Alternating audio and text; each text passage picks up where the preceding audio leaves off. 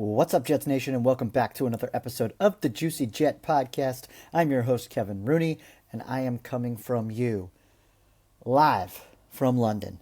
I've been traveling for work the past few days, so I've been all over the place, headed to another country tomorrow, so I've been a little slow on the content game, but I just wanted to get one quick episode in just so you guys don't forget about me, and I'm still here.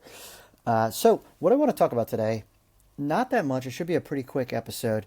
I definitely need to talk about the New York Knicks because it's unbelievable what's happening with the Knicks right now.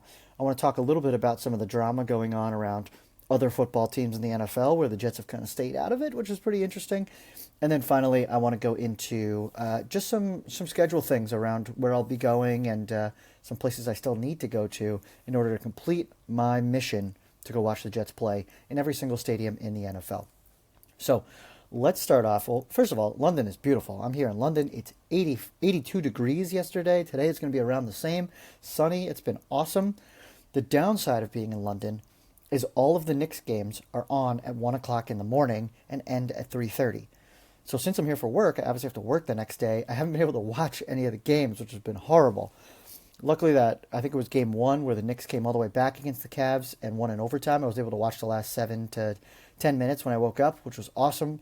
But incredible. The Knicks have won 10 games in a row. They're breaking records for both regular season and postseason. And they're doing it against the best teams in the conference, which is absolutely crazy. I never thought I'd see a day where like one of my teams would be dominating in the way that they're dominating. And I'm sad that I haven't been able to actually watch all of it. But I don't want to jinx it, so I'm just going to keep it rolling. And I'm just going to keep, waking up in the morning and seeing what the score was and watching some highlights. So don't worry, I'm not going to jinx this team. I'm going to continue doing what I'm doing because, man, it's impressive. And I think if you were a Knicks fan, you got to say Jalen Brunson's got to be one of the top 5 Knicks of all time, right? At this point, what is it, 2 Eastern Conference Finals. They're 1 game away from going to the NBA Finals. They've gone deep into the playoffs, 4 times since he's been on the team. It's wild. I've never seen the Knicks this good before, and I don't think I ever will again. So I think one of the things that Joe Beningo keeps saying is, if they don't win now, when?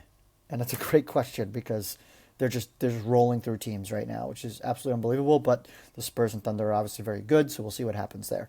But shout out to the Knicks holding us strong because right now for me, I'm a Jets fan, a Mets fan, and an Islanders fan as well. Jets obviously coming off one of the worst seasons in their entire history.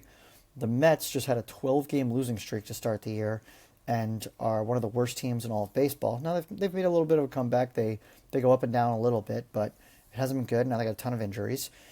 And then you got the Islanders, where the Islanders went through an epic collapse, but luckily they have one of the best young players in the NHL, who's a future face of the NHL, in Matthew Schaefer, which is exciting, gives you hope, but they're not a team like the Knicks that are going to be competing for the Stanley Cup probably in the next year or so. So yeah, that's where I'm at. It's nice to have the Knicks around. All right, let's pivot to some of the drama that's happening in the NFL today.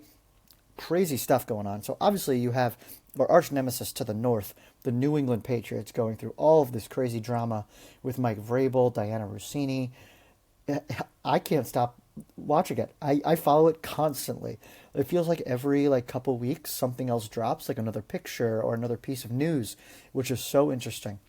And the fact that everyone in the media is so quiet about it is unbelievable. No football people will talk about it because they're all friends with Diana Rossini. So I'm wondering, is there more that's not come out yet? But it's really interesting, and the fact that he had to miss day 3 of the draft in order to go to counseling with his wife is just absolutely nuts. And for players to say that, hey, this isn't the distraction, he apologized, he took accountability. Well, he didn't really take accountability because he's been doing this for 6 years. He could have taken accountability years ago, and he never did. So I'm very interested to see how this impacts the Patriots, and who knows, maybe it doesn't. Vrabel is a good coach at the end of the day, and they do have a top quarterback in the league, and they've got a very good team coming off a Super Bowl run. So they might be fine, but it is just, I am all over it right now this offseason, just watching this stuff constantly, because it's crazy that it's not the Jets. That is the crazy part, is that it's happening to someone else, and we are not involved at all.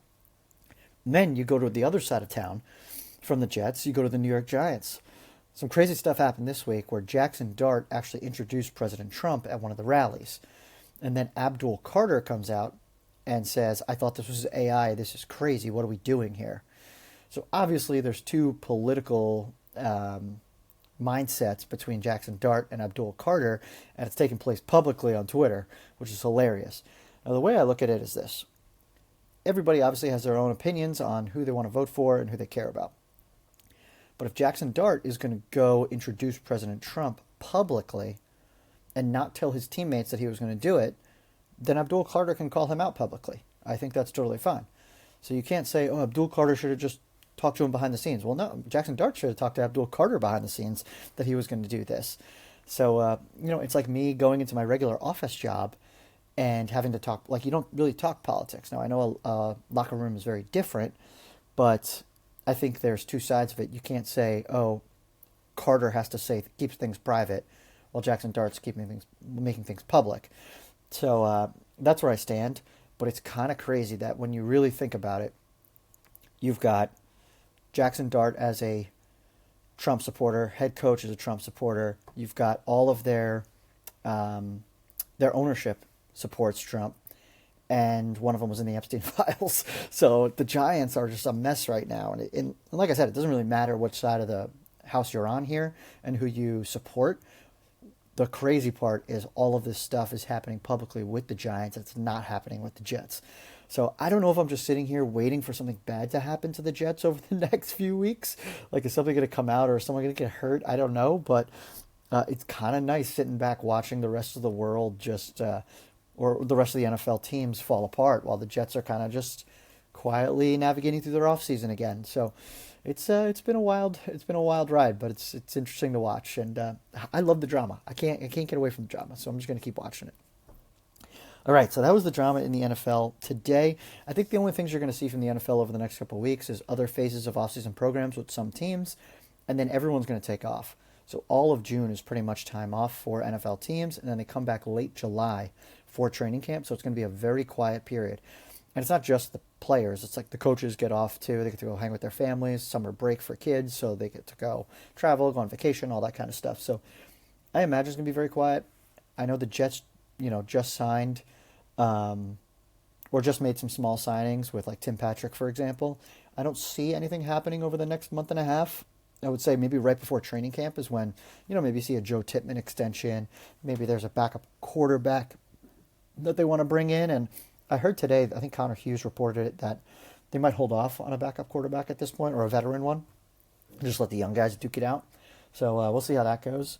So, yeah, I think it's going to be all quiet here over the next few weeks until we get to late July. And then training camp starts and football's back. And that'll be it. Then we just ride right into the season. So that's that. I'm trying to think if there's anything else in the NFL world that I want to talk about. Oh, the only other thing is the NFL announced where both the future Super Bowl and NFL draft are going to be. So 2028 NFL draft is going to be in Minneapolis, Minnesota. For me, Minnesota's really cool. I liked being there when I went for Jets Vikings a few years ago. Yes, that was the Braxton Berrios drop game. Awful. Killed our season. Season was over. Mike White was awesome. He's so good that year.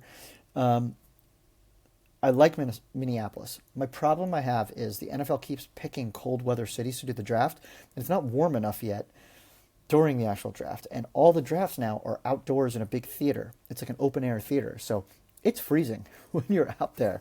So, they've done like Green Bay, Detroit.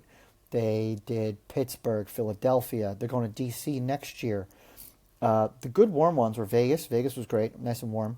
And then Dallas, but Dallas's was indoors. They did it inside the big stadium. So you couldn't even tell if it was warm or cold out. So yeah, I'm obviously going to go. It's going to be awesome. I'm going to have a great time. But it'd be nice to have a little bit of a warmer place. And it sounds like the reason is because they want to give these colder weather cities a chance since they're not getting Super Bowls, even though Minneapolis got a Super Bowl. It sounds like they just want to give them the opportunity to show off their city and, obviously infuse billions of dollars because of all the people that show up. So that'll be interesting, and I will definitely be there. So we'll see how that all goes. And then the Super Bowl, I think they picked Nashville because they're building a new stadium for the Titans that should be open in 2027. So Nashville will be the site of the Super Bowl, which will be out of control. I might just go there, not even go to the Super Bowl, just to hang out during Super Bowl week. I think that'd be so awesome. But the Jets will be in it. They'll be in the Super Bowl then, so it'll be fun.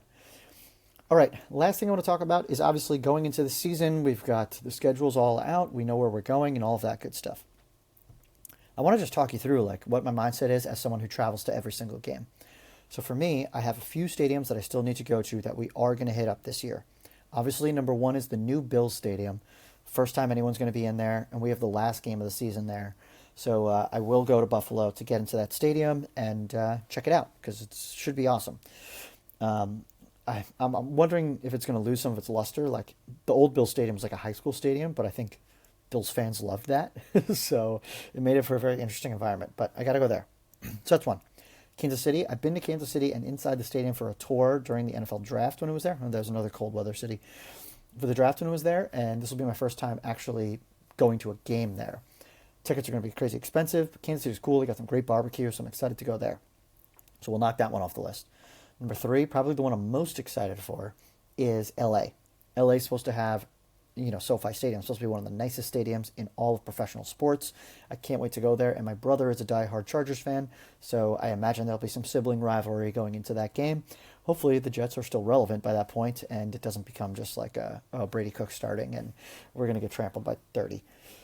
So that's going to be awesome. And then what is the other one? Oh, and then Detroit. So I've been to the city of Detroit for the NFL draft. I've seen the stadium from the outside. Haven't watched a game in it. So excited to see the New York Jets there. The last time we played in Detroit was, I think, Sam Darnold's first game, where he threw the pick six and then we won by 40. So, so that should be a really fun one too, because I feel like Jets fans and Lions fans can kind of get along. We've both been so bad for so long, and, they finally hit their trajectory where they're looking good, but, they're fading a little bit. So we'll see if they can recover. All right, so that's stadiums for this year. And then obviously I'll go to the typical Miami, New England. I've been to Chicago before, so we'll go there. Where else are we going? What am I missing? Is that all of them? I think that's all of them. So we got Miami, New England, Buffalo. We've got the Chargers, Chiefs, Bears, Lions. I'm missing some. Oh, Arizona. I've been to Arizona before. Arizona's awesome. So excited to go to Arizona again, even though we got blown out last time we were there. So hopefully that doesn't happen again. And then was there another team? So I got the AFC West. I got the North. Oh, and then of course Nashville. I've been to Nashville before, so can't wait to go back week one. So I don't have any of my stuff scheduled out yet. Haven't bought any flights, tickets, hotels. I'm gonna wait a little bit. I want to see which members of my family want to go and all that kind of, and friends. Once I get that nailed down, I'll tell everybody where I'm going to be and what I'm going to be doing so that we can meet up, tailgate, all that kind of stuff. I typically follow the Gotham City crew. That's Claudio and that crew. So if there are any tailgates at away games you're going to go to, I recommend them. They've been awesome to me over the past 3-5 years, however long it's been that I've been doing this. Great bunch of people. And they often pair their tailgate with other like diehard fan tailgate groups. So you get to mingle with like, other fans, like Buccaneers fans and stuff like that, which is really fun. Everybody's super nice. So I think that's one of my favorite things to do when we hit the road. Now, I do have a bunch of other stadiums that I have to hit. So if we go around the horn, AFC East, I've obviously hit all of them. So let's go AFC North. I've been to Cincinnati. I've been to Pittsburgh. I've been to Baltimore. And I've been to Cleveland. So AFC North is crossed off. AFC South, I have been to Tennessee. I have been to Jacksonville. I have not been to Indianapolis, and I have not been to Houston. I think we play there next year, or maybe it's 2 years from now. So I feel like we're going to get both checked off the list pretty quickly. So excited about that. We can knock off the AFC South. But both the Titans and Jaguars are getting new stadiums, so I'm going to have to go back to be in those stadiums at some point. Okay, so let's do AFC West. Like I said, I haven't gone to the Chargers. I haven't gone to the Chiefs, but I have done Las Vegas for the Raiders, and I have done Denver with the Broncos. Broncos are also, I think, getting a new stadium, but that's a little bit down the road. So we'll see about that. All right, so that was the whole AFC. So there's really only 2 stadiums. Well, I guess Buffalo you can include. 3-ish stadiums I have to go to after this year in the AFC, which is really nice. And then we go to the NFC. So the East, obviously I've been to MetLife. I have not gone to Philly, so I haven't seen the Jets play there. I have not gone to Washington. I haven't seen them play the Commanders yet. And I have gone to Dallas twice. So Dallas I've been to. So I've got a lot of work to do in the NFC East with both the Eagles and the Commanders. And then you go NFC South. I have been to Tampa. I've been to New Orleans. I have been to Carolina, but I have not been to Atlanta. So I need to go to Atlanta at some point. I heard that stadium's pretty awesome too, and everything's cheap there, which is nice. Go NFC West. I have been to San Francisco. I have been to Seattle. I have not seen the Rams in LA, but we're going to see the Chargers in LA, so I'll still go back when the Rams play us. And then I have been to Arizona. Yeah, so we got a couple there. And then the NFC North, we're going to knock off Detroit this year. I've been to Chicago. I've been to Green Bay, and I have been to Minnesota, so we're pretty much done there. And I think, is that all divisions? Did I get everybody? That's everybody. So I really only have 10, 12 stadiums left to go, and then I just have to start recycling through the new stadiums as they get built and show up. So I'm excited to knock a bunch off the list this year. Last year was not a good year for me because there weren't that many new ones that we were going to. So we'll see how it goes, but very excited to get out there and hit the road. So I know this was a short one, only 15 minutes, but I gotta go. I gotta go see London. So thank you all for listening. If you could follow me across all channels, TikTok, YouTube, Instagram, Twitter at JuicyJet25. Please hit that subscribe button, that follow button. We need to pump these numbers a little bit. But thank you all for listening. Let's go Knicks, and I'll talk to you again a little bit later. See ya.